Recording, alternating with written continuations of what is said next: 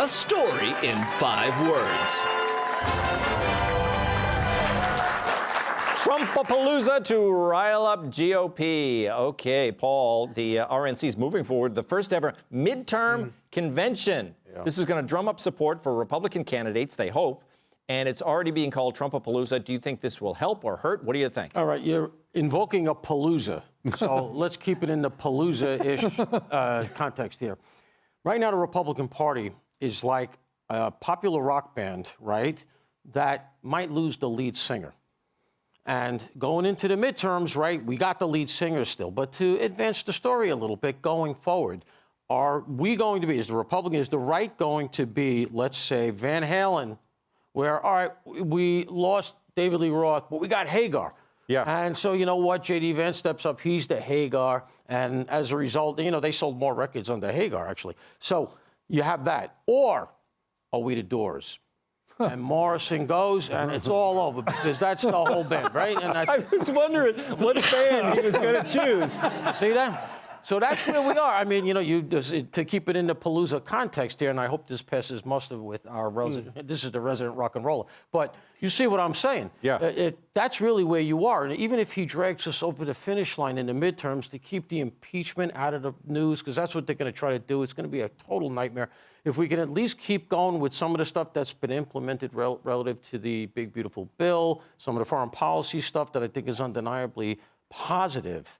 If that's derailed in the midterms, okay, that's how it went. But even if we win, you got to worry about 2 years from now, is the whole thing going to be undone? And we go back to the appeasement that we saw under Biden and under Obama relative to the international order, where we are once again the bad guy of the world. So it could be a very ephemeral moment, and we have to win. That's really what it comes down to. Kennedy, I got to go to you on this. Can J.D. Vance sing lead for the Doors? He's got what it takes, so tell me why can't he be Trump? Thank you. Yeah. It's not necessarily about J.D. Vance quite yet. It is still about Trump using his charisma, his name, and his brand to excite the base in an off moment.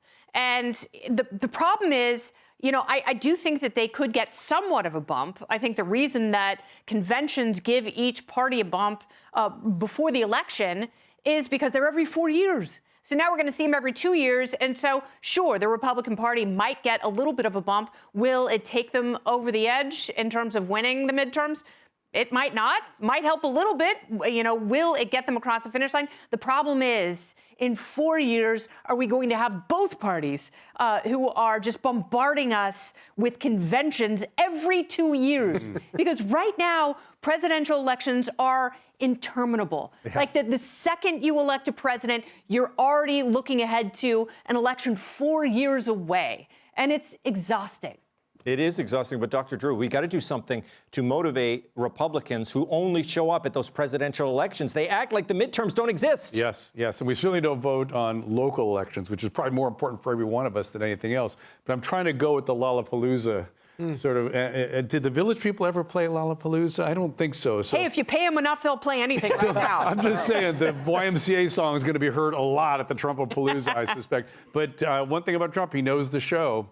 And he knows how to do this, and he knows how to draw up his base. So I suspect it will be at least somewhat successful. But does he obviously, I heard a Democrat saying today, oh, if Trump gets out there, he really motivates the Democrats because they can't stand Trump. But the thing is, they're already, the people who hate Trump are very motivated. Trump derangement is a vicious syndrome, and it's alive and well throughout the land. So do you think more Trump is better for the Republicans? I think so. I think the people that are inflamed are their fevers are pretty high already.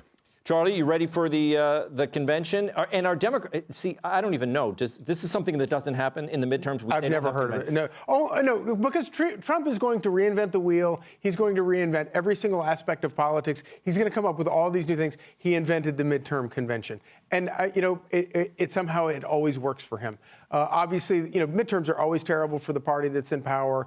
It's going to be particularly difficult this time because the star is not on the ballot. But, Republicans are looking at a situation where the economy, based on the numbers, is better. Crime is dramatically down. You have a president who actually respects the rule of law, which is why they have this crisis in Minneapolis, because you have all these Democrats who don't respect the rule of law versus a federal government that does respect the federal law, that respects the Constitution. And so you have that clash there. But you would think that this would be a pretty good time to make an argument that maybe Republicans could buck the sort of regular midterm trend. I do think that Republicans control the House and the Senate, and therefore they have to come up with some actual accomplishments. And one of them should be defunding all sanctuary states and all sanctuary cities, and to do it right now. You're going to work that into every block, aren't you? He's going to get it in every time. Yep. Hey, Sean Hannity here. Hey, click here to subscribe to Fox News YouTube page and catch our hottest interviews and most compelling analysis. You will not get it anywhere else.